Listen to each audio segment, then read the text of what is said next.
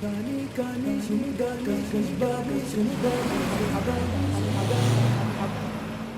royal court is magnificent. The king has a rich treasure of coins and gold ingots. A single one of these ingots weighs 970 pounds. Grain and animals are abundant and the inhabitants are very rich. Instead of coined money, pure gold nuggets are used. This was how the Western world first heard of the legendary city of Timbuktu.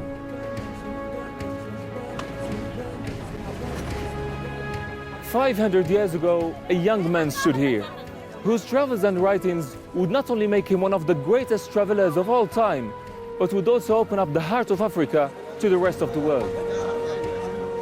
Born a Muslim called Al-Hassan ibn Muhammad al-Wazzan, that young man became known as Leo Africanus, a Christian convert. During his life, he would be a refugee, a spy, and even a captive slave. From these experiences, he wrote his great book, The Description of Africa. It was his intellectual journeys between Europe and Africa and spiritual journeys between Islam and Christianity, when rival kingdoms were fighting for power, that have made him enduringly important. This is my journey to try and reveal the man behind the myth, Leo Africanus.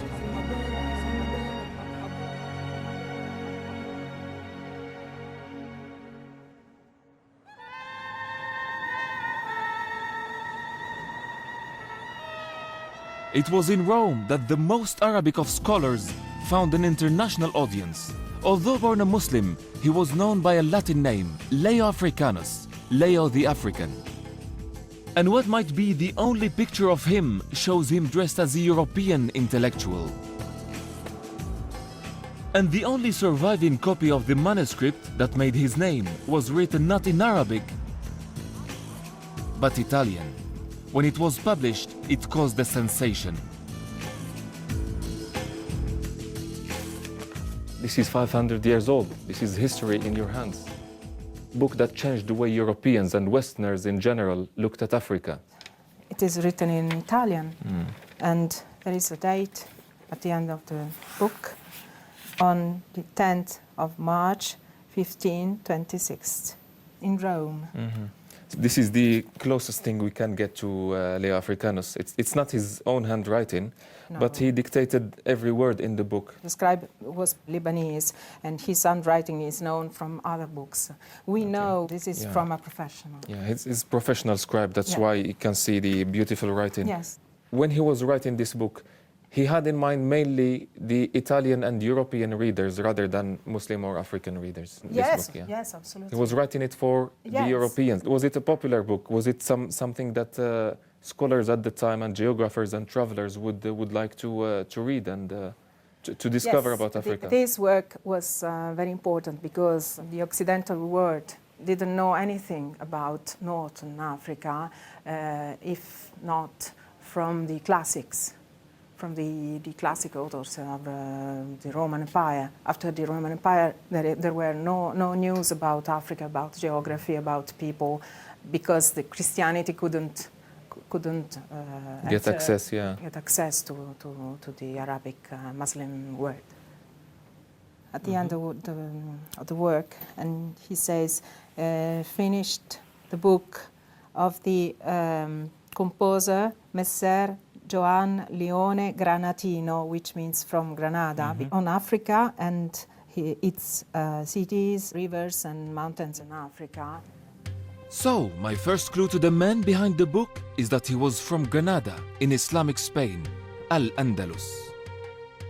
To begin to understand Leo, you have to understand the world he was born into. It was dominated by conflict between the superpowers of the day. To the east, the Ottoman Empire. To the west, the powers of France and Spain. And the Holy Roman Empire. Just a few years after Leo's birth, in the late 1480s, Al-Andalus would suffer a defeat that overturned 800 years of Moorish culture in Spain and see the expulsion of tens of thousands of families. This was Leo's world.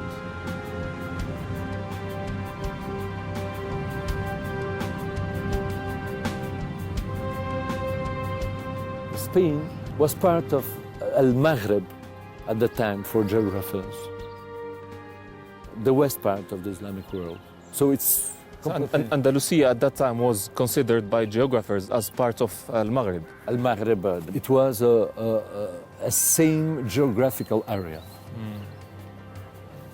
Granada was a metropole, I would say, the New York of that time.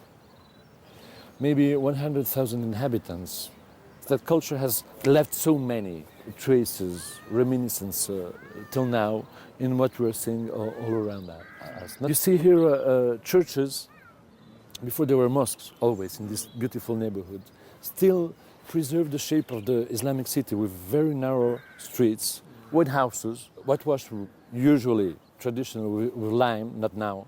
But you still have all this greenery inside the houses because we still preserve this beautiful habit of the Islamic tradition and civilization is to put the garden inside the house. So the garden is the paradise, and the paradise at home. The layout of the narrow streets and closely packed houses of Muslim Granada still survives in the Albaythin, the city's Arabic quarter. But it's only in Morocco, in North Africa, just 15 miles away from the coast of Spain, that you can see a house of the period and visit the earthly paradise that well-to-do Arabs created for themselves. السلام عليكم. اسمح لمس عليكم يا سيدي. الله الله الله بارك الله فيكم شكرا الحمد لله.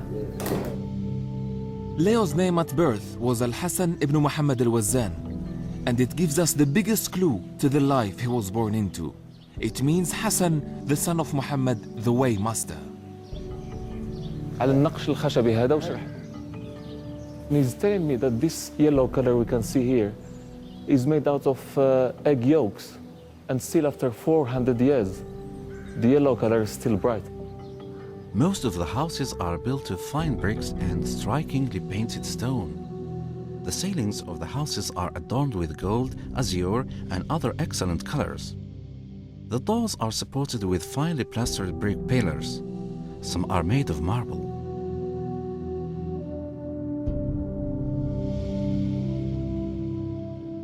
As a waymaster in Granada, Leo's father would have been a high-ranking town official. It would have been a prosperous job and given his family a luxurious life. This is the city that must have shaped Leo's childhood. Tolerant, cultured, and outward-looking, with connections to Africa, Arabia, and the rest of Europe. Throughout his life, Leo thought of this city as being his true home city, and calling himself Leo the Granadan, Al-Gharnati. But all of this was about to come to an abrupt end, and nearly 800 years of peace and tolerance, of Jews, Christians, and Muslims living together, would be swept away. By the early 1490s, just a few years after Leo's birth, the forces of Catholic Spain began to gather against Granada. They were to ethnically cleanse the city with the frenzy of the Inquisition, an event that's still remembered with sorrow in the Arab world until today. Thousands of North African families trace their roots back to here, to Granada and Al-Andalus in general. My own family, who lives in Fes in Morocco, trace our ancestry back to this city, making it a living link between the two cultures and religions. I feel like I am in my homeland. When I walk in the streets, I feel like I am in my own country, as if it's an Islamic land.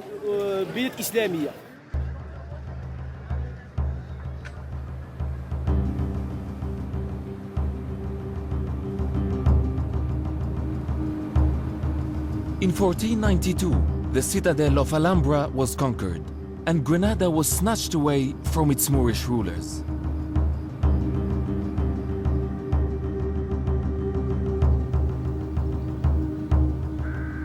Muhammad XII, the last Sultan of the Kingdom of Granada, surrendered to the Catholic monarchs Isabella and Ferdinand.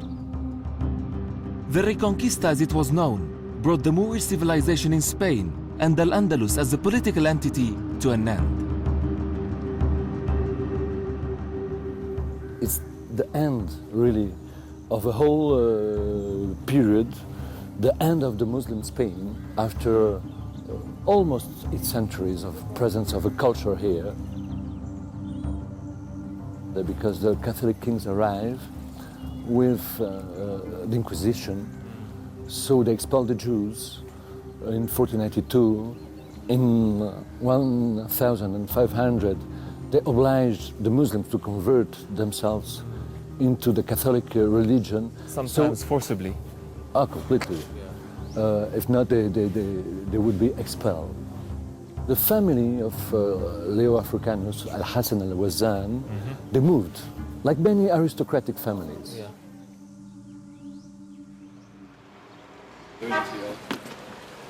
Under the terms of the city's surrender, Muslims were given a 3-year period to either convert or to leave the city unmolested, taking their wealth and belongings with them. Leo's family chose to flee rather than to convert. Many Muslims made the same choice. They headed for Africa, and the new chapter in Leo's life was about to begin. When he made this crossing with his parents, it must have seemed that the narrow Strait of Gibraltar marked the boundary between persecution and safety. But in reality, the world he was about to enter was no less volatile. He was heading for Fes, then the capital city of northern Morocco, where he had really powerful connections. His uncle worked for the Sultan. The kingdom of Fes was under threat from 3 different enemies: the Spaniards and the Portuguese from the north, the Ottomans from the east, and from the south, from a rising power that would one day rule all of Morocco and most of West Africa. These were the forces that would define his future and propel him into a life of travel, adventure, and even espionage. Fes in the 1490s must have been a busy and crowded city, and newcomers would have had to struggle to find a foothold. Leo's family was just one of thousands of refugees arriving from Spain. They were looking for a new house, a new job, and a new life. Many Fesi families, including mine, trace their roots back to Al-Andalus. But Leo and his family could have found a refuge in the house of his father's brother, who was well established in Fes. Assalamu alaikum, Si Anas. Assalamu alaikum, Hajj. And this is my brother Kamal. Assalamu alaikum. And although it was a strange city, in a strange country, it may have felt almost like returning home. He had family waiting to welcome him. He would have heard Arabic, the language of his Andalusian childhood spoken everywhere. A good Fasi couscous. And even the customs and the food were familiar. Looks good. One of the things Leo was talking about in his book is a good Fasi couscous. In winter, they have cooked meat together with a kind of food called couscous. She's saying that it's best to do a couscous with your own hands rather than with any cutlery because it tastes better with hands. Which is made of damp flour in the shape of small pepper grains, cooked in a peculiar vessel full of holes called a kskas. Okay, can I take the couscous now? After it is steamed, they add butter to it and then sauce.